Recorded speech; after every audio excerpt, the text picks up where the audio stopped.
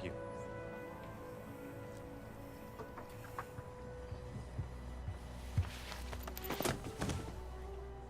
I'm the money. Every penny of it. The Treasury has agreed to stake you in the game. Vesper.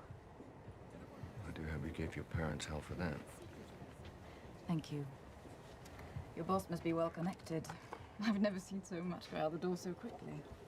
Not quite so stylishly. May I ask you where it is? 10 million was wired to your account in Montenegro, with a contingency for 5 more if I deem it a prudent investment. I suppose you've given some thought to the notion that if you lose, our government will have directly financed terrorism. What looks good?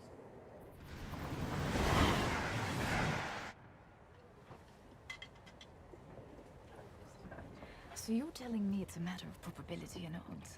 I was worried there was some chance involved. Well, any of you assume the player with the best hand wins. So that will be what you call bluffing. You've heard the term. Then you'll also know that in poker you never play your hand. You play the man across from you. And you're good at reading people. Yes, I am. Which is why I've been able to detect an undercurrent of sarcasm in your voice. You'll know short our money is in good hands. You don't think this is a very good plan, do you? So there is a plan. I got the impression we were risking millions of dollars and hundreds of lives on a game of luck. What else can you surmise, Mr. Bond? About you, Miss Lynd? Well, your beauty's a problem. You worry you won't be taken seriously.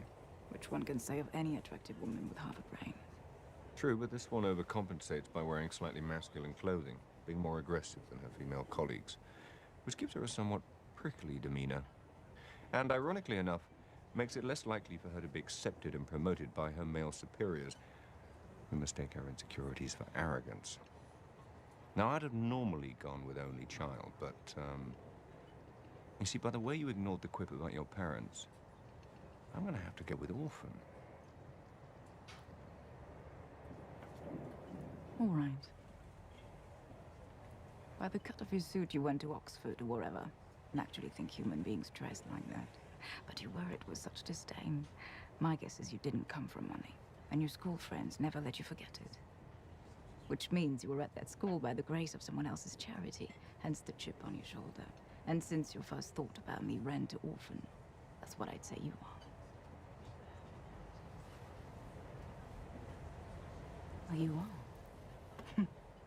I like this poker thing. And that makes perfect sense. Since MI6 looks for maladjusted young men, I give little thought to sacrificing others in order to protect Queen and country. You know, former SAS types with easy smiles and expensive watches. Rolex? Amiga. Beautiful. Now, having just met you, I wouldn't go as far as calling you a cold-hearted bastard. No, of course not. But it wouldn't be a stretch to imagine you think of women as disposable pleasures rather than meaningful pursuits. So as charming as you are, Mr. Bond, I will be keeping my eye on our government's money and off your perfectly formed house.